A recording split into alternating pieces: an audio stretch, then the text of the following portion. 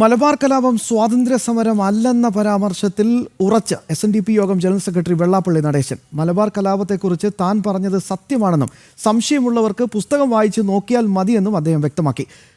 വായിച്ചു നോക്കാതെയും കാര്യങ്ങൾ അറിയാതെയും എല്ലാം സ്വാതന്ത്ര്യ സമരമാണെന്ന് പറയരുതെന്നും വെള്ളാപ്പള്ളി ആലപ്പുഴയിൽ വ്യക്തമാക്കി.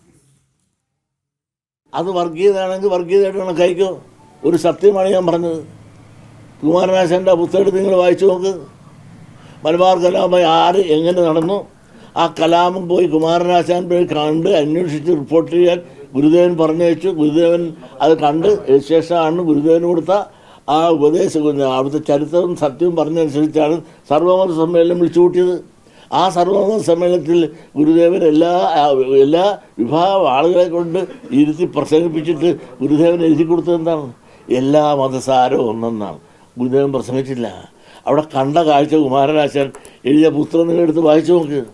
അത് വായിച്ചു നോക്കാതെയും കാര്യങ്ങൾ അറിയാതെയും ഇതെല്ലാം സ്വാതന്ത്ര്യ സമരമാണെന്ന് പറഞ്ഞ് വ്യാഖ്യാനിക്കുമ്പോൾ ഞങ്ങൾക്ക് ഒത്തു പറയാനല്ല, ഉള്ളത് പറയാനേ അറിയുള്ളൂ.